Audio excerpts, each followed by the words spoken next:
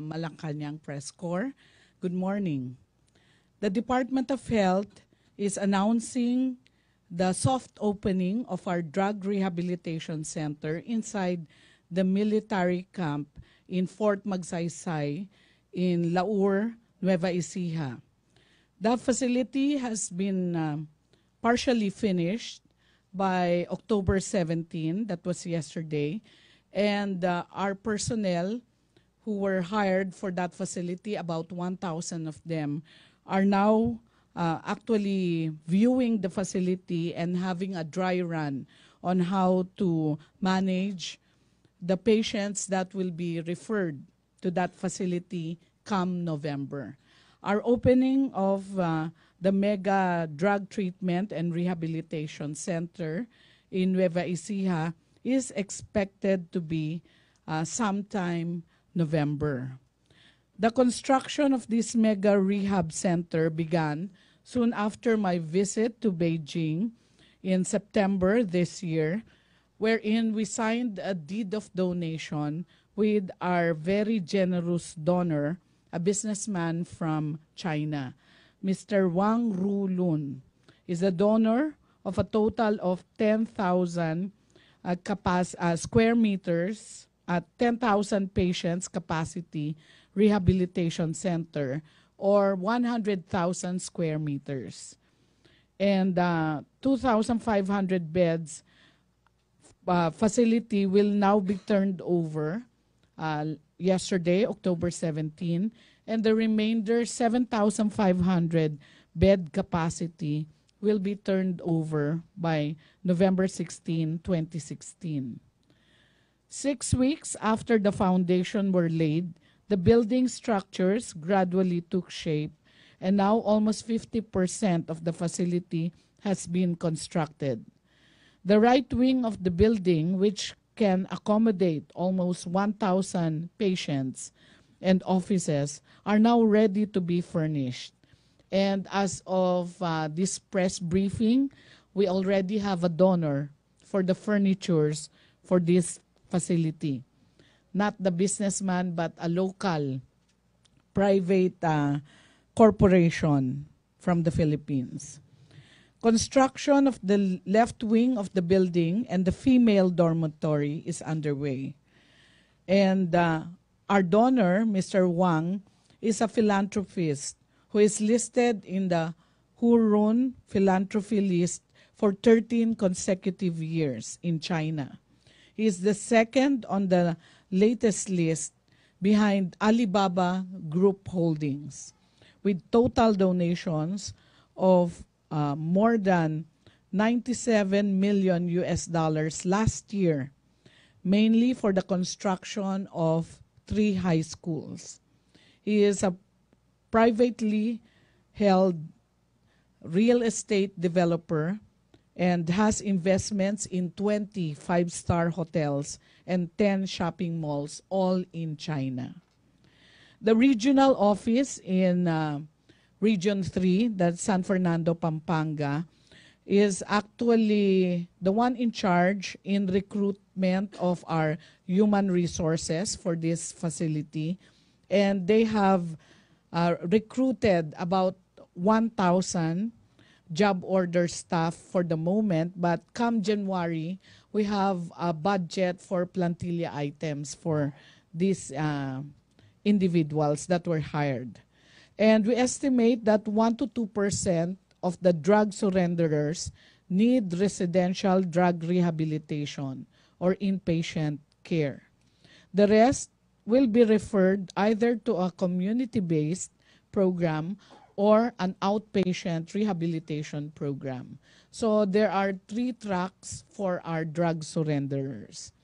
And the Department of Health is now working with local government units to actually train the frontline doctors and health professionals so that we can provide the community-based program as well as the outpatient rehabilitation program.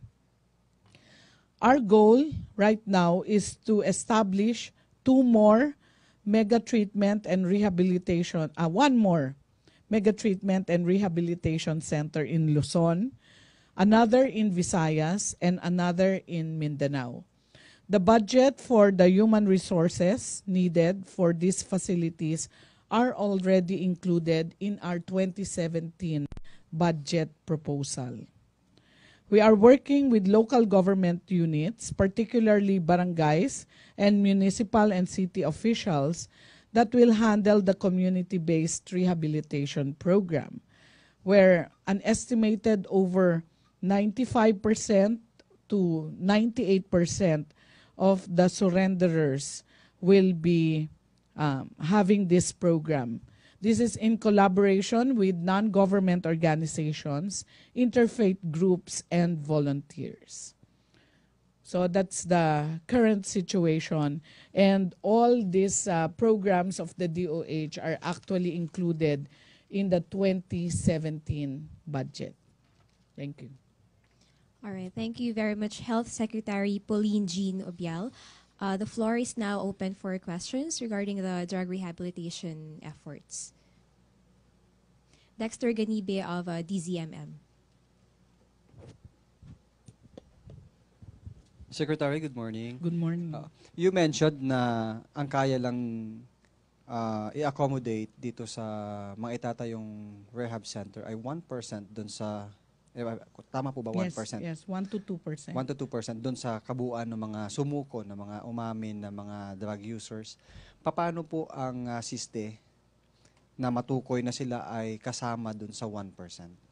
At the moment, we have trained over 1,000 doctors of the local government units, and we are accrediting them as the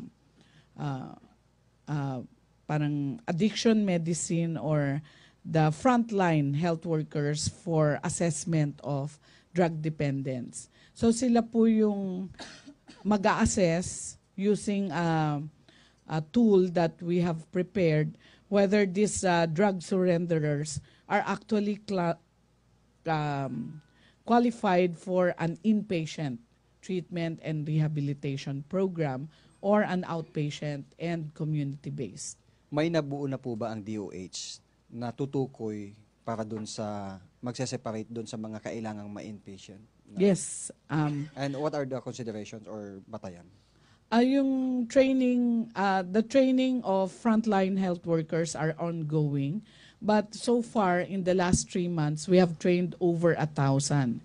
And the qualifications is actually history of drug use, kung madalas ba silang gumagamit, and also we're testing them for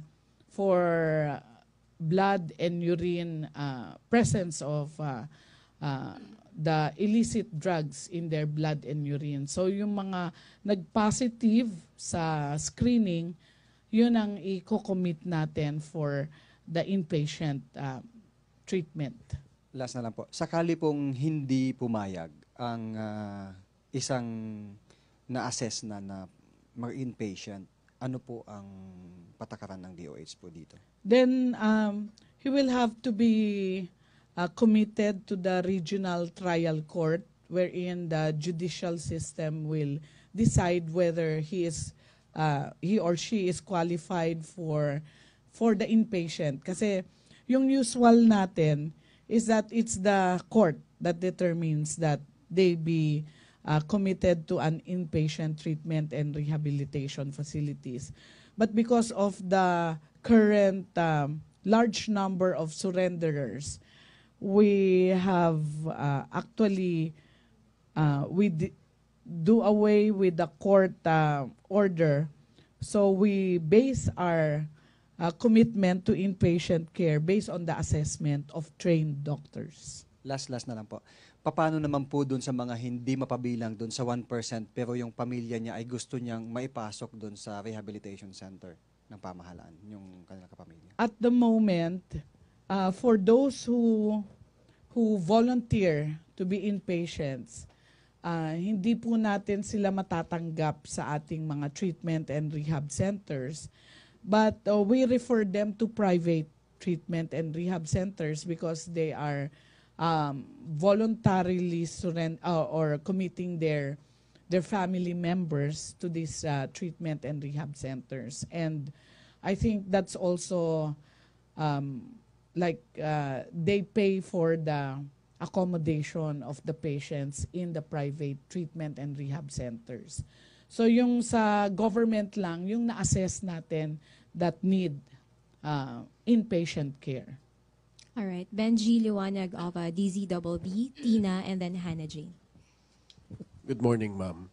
Ma'am, we're talking about 1%. 1% of how many? Ilan na po ba yung nag-surrender? As of the moment, we have 790,000 surrenderers. Okay, so 1% of that is around 7,900. Okay. Ma'am, yung assessment or classification of these people, sabi ninyo, will go to court. Now, paano to, ma'am? Yung pupunta sa Nueva Ecija will be classified from Region 3 alone or it will be nationwide also?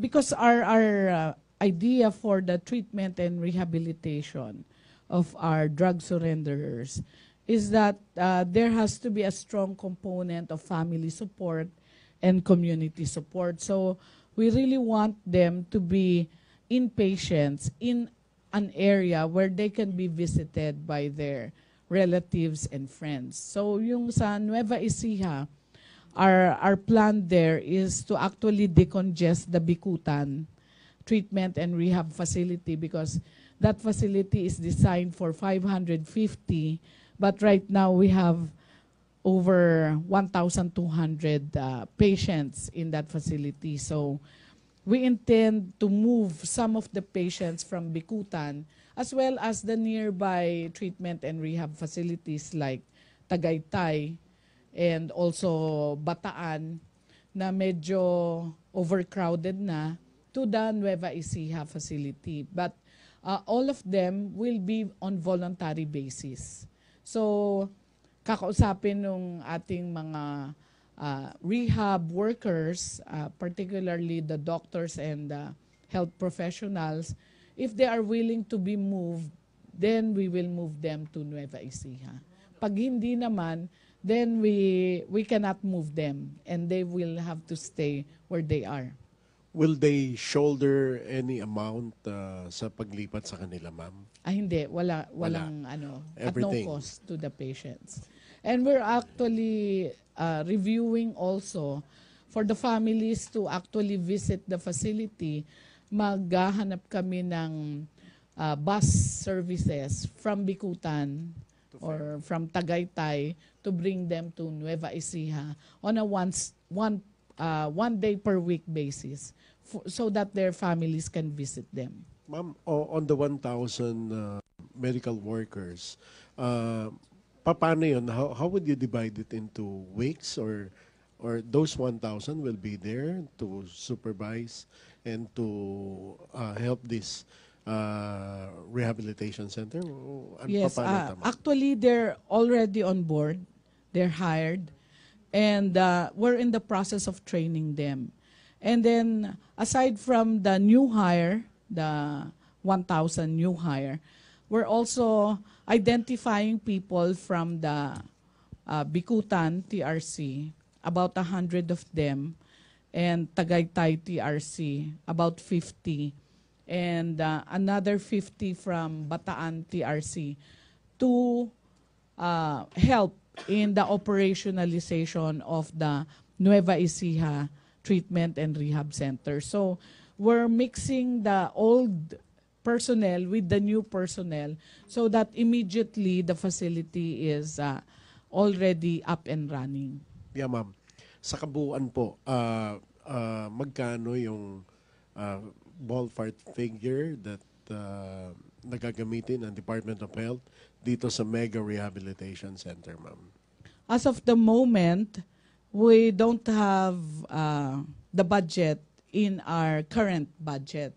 So we're actually using our quick response fund, which is used for any eventuality or emergency or unplanned, unforeseen eventuality in the health sector. So we're using that, and we have suballotted 130 million to the existing treatment and rehab centers so that they can expand their capacity to double their original capacity. And then to Region 3, we've suballotted around 15 million to hire the new employees. So we're looking at a possibility that by 2017, the budget will already be included in our General Appropriations Act. Thank you very much, ma'am. Thank you. Tina Mendez. Mama, sa follow-up, dun sa 719 surrenderies, ano yung classification, ilan yung statistics po nung pupunta lang sa community-based programs and yung mga inpatients, tapos kung nandun sila, paano sila fina-follow up ng government? Yung statistics natin, we calculate that 1 to 2% will be inpatients. So that's that's 790,000. No? So about 7,900 to around 15,000 for inpatients. So the current capacity of our existing treatment and rehab centers, there's about 13 of them, is 5,300 inpatients.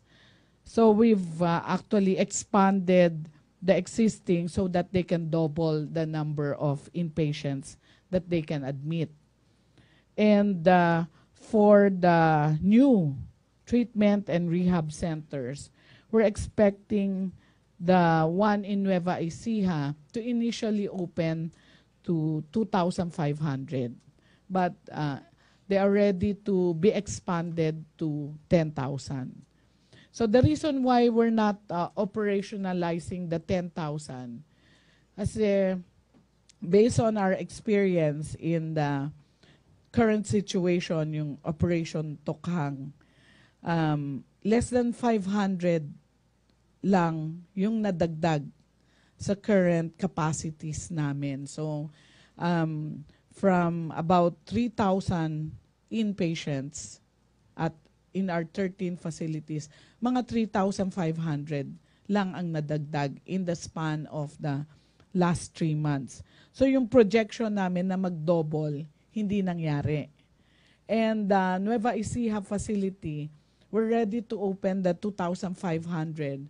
But if very few will be assessed needing inpatient care, then we will not open the rest of the facility. Sir, ma'am, I'm referring to how about the other drug dependents, yung less than, yung remaining a little less than 700,000. How is the DOH going to monitor them, considering a portion will be recommended for community-based programs, and as you said, the others will be allowed to go home? How is the DOH going to monitor this? Yes, the community-based program will be run by the local government units. So that's the barangays as well as the municipal. And then we're training now the frontline health workers, that is the municipal health officers and the nurses at the local level to actually manage the community-based rehabilitation program. And we've had a lot of commitment from interfaith groups, from NGOs to actually assist in the community-based program. So we have devised, shall we say, monitoring tool so that every week we know exactly where the surrenderers are.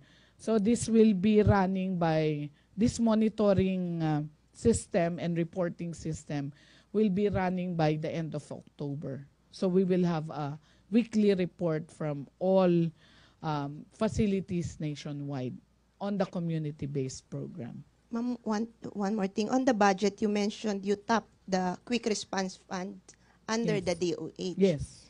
I understand, if I remember it right, it's for emergencies Yes. related maybe to typhoons and other emergencies. How did you justify this one?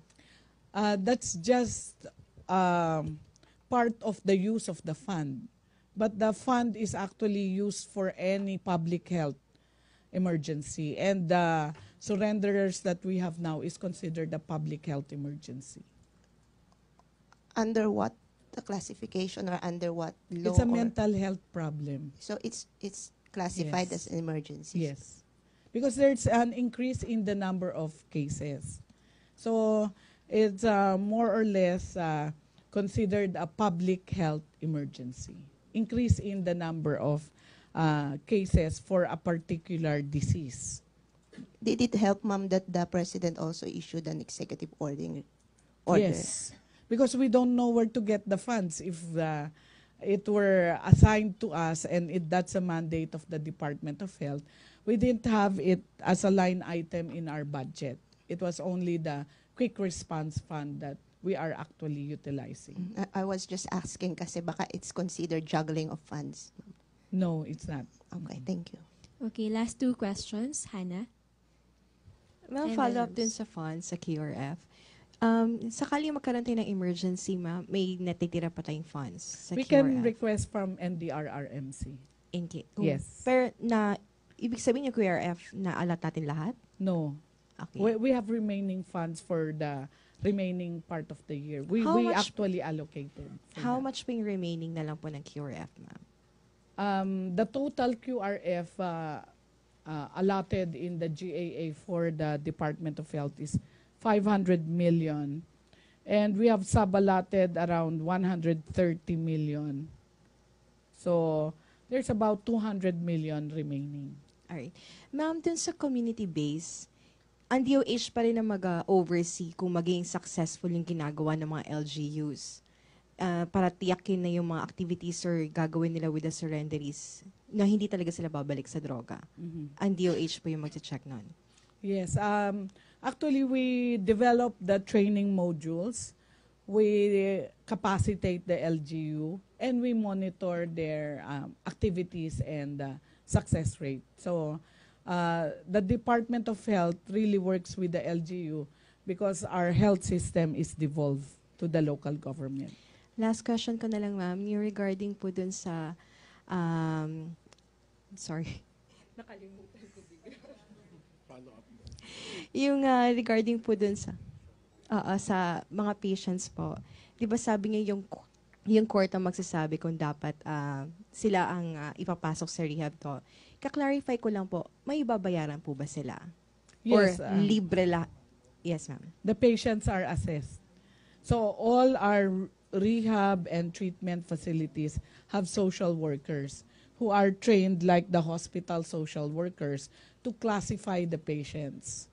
So all patients in the treatment and rehab centers are classified according to their capacity to pay, and then they are assessed or they are asked to pay according to their capacity. So some of them are actually free, and government is providing for their accommodation and meals, while others are also asked to pay. So, depende po sa capacity ng tao to pay. So, libre yung wala talaga. Yes. Tapos, may konting fee yung may kaya. Yes. And now we also have PhilHealth covering the 2 weeks detoxification treatment of all our treatment and rehab center patients. So it's covered under PhilHealth starting October. Ma'am, Okay. balikan ko lang, yung rehabilitation, ilang buwan po ito or taon? The average, shall we say, the range is between 6 months to 12 months. But some patients go beyond 12 months, so they are assessed on a case-to-case basis. Thank you, ma'am. Okay, Rose of UNTV. Good morning, ma'am. Nabanggit niyo po kanina yung iba pang 3 mega drug rehabilitation centers na ibibuild. Na-determine na po natin kung ano-anong military reservation, and karamihan po ba dito ay through deed of donation din? Kasi last week may na-mention po yung Chinese ambassador na may 120,000 square meters din po na for donation po ng isang Chinese businessman. Yes, the upcoming projects for the mega treatment and rehab centers will be inside military camps also. We've identified the camps, but as of now, we have not had firmed up commitment from the donors. So wala pa pong construction other than the one in the Fort Magsaysay area. So marami pa pong indications from other donors, particularly rin mga local businessmen. But as of now, wala pang other constructions that are ongoing. Okay, last question from Dexter. Secretary, clarification lang. Pag sinabi nating soft opening, nagtatanggap na po ba ng mga patients? No, ang soft opening is just to have the employees and the health workers go through the entire facility so that they can map out the So kailan pong situation. tatanggap ng unang pasyente? The patients will be transferred by November. That will be the Mid-November. main opening. Mid-November. Mid-November, yes. We will invite you there. Okay, thank you very much, Health Secretary Pauline Jean Obial. Okay, we'll have another set of question and answer with ASEC Marie Banag. Thank you, Secretary. Thank you, Secretary. Paborito ka namin dito sa briefing room. I'd like to give updates on 3 points. On the Brunei trip of the President. It is said that during the Brunei trip, both governments, the Philippine government and Brunei, have agreed to deepen cooperation in various areas of development, such as trade and investment, maritime security, achieving lasting peace in Mindanao, and building a stronger Southeast Asian nations in the light of the holding of the ASEAN 2017. And of course, the postponement of the barangay elections, according to Executive Secretary Medialdea, it was already signed by the President, but he just have to wait for the courier, the aircraft that would bring home the signed law and for proper transmittal to the proper offices. And the third point, as to the Marcos burial, the President is so clear about him respecting the decision of the Supreme Court on that matter. Sweden will entertain around 3 questions. Dexter. Clarification, ASEC. Dexter. The postponement of barangay elections was signed in Brunei or in Davao? It was not said as to whether it was signed in Davao or Brunei, but we Executive Secretary Medialdea is awaiting the parcel for proper transmittal. So we'll wait today para matransmit po yan sa proper channels, official proper channels. Microphone, please, Tina.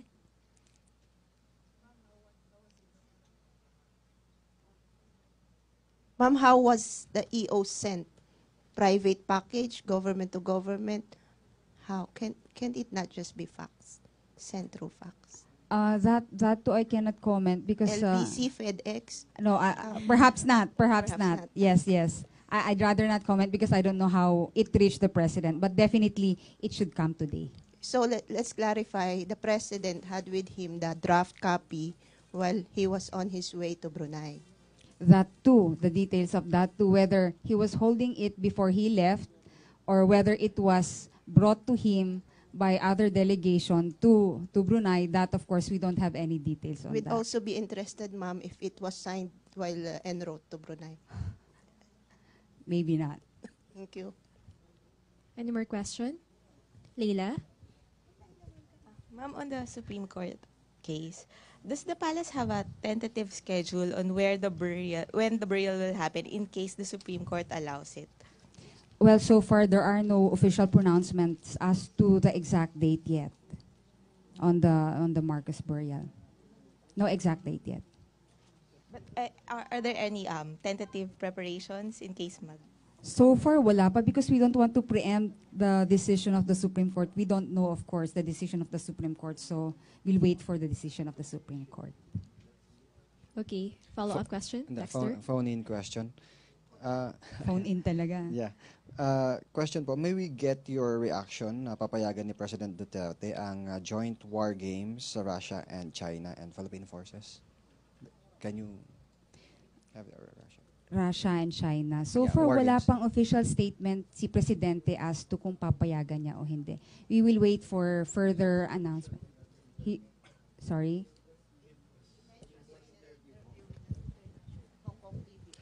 Yeah, it was mentioned in one of his interview. If he's interested. If the President is interested and the official diplomatic communications will be pushed through, then I guess the DFA would be the right department to comment on that. And of course, the Department of National Defense. Any more questions? Hannah? Palace comment dun sa Pulse Asia survey na mas prefer ng mga ng taong bayan na tutukan ng pamahalaan yung more jobs para sa at saka yung wage hike at saka dagdag trabaho para sa mga Pilipino. Lahat naman tututukan at the same time kung pwede lang. Kaya wala namang mas mabigat or ito isasantabi natin. So with the Pulse Asia survey, the government would acknowledge kung ano man yung pulso ng bayan as to it. Kasi nga the President is concerned mas malasakit at pagbabago ang gusto natin. So mas maraming maapektuhan pag we would acknowledge kung saan man nanggagaling yung Pulse Asia survey. Okay, any more questions for ASEC Marie? Okay, Vance Fernandez. Last question. Okay, Vance. Yes, ma'am. Good afternoon. Last time, President Duterte revealed that NDF, political arm of the CPB, had insisted on the withdrawal of U.S. and cancellation of joint military troops exercises as a condition for peace. Would the President rather believe the communists than a former President FBR? Any reaction on this? Is that a comment of FBR? Yes. Last Saturday in his column. We would not preempt, but we acknowledge lahat ng comments po ni former President Fidel Ramos. And of course, his presence and his being with the team, we acknowledge lahat ng opinions po niya on this matter. It is not a matter of choosing between sino ba ang mas matimbang. But we will acknowledge lahat po ng constructive na opinions ni FBR po on that matter. Thank you, ma'am. Okay. Thank you very much, ASEC. Maraming Marie salamat po. Sweden, maraming salamat sa ating lahat. Thank you also to our guest speaker for today, Health Secretary Pauline Ubial, together with Yusek Tayag. Thank you, friends from the media. Back to the main studio of PTV4 and Radyo ng Bayan.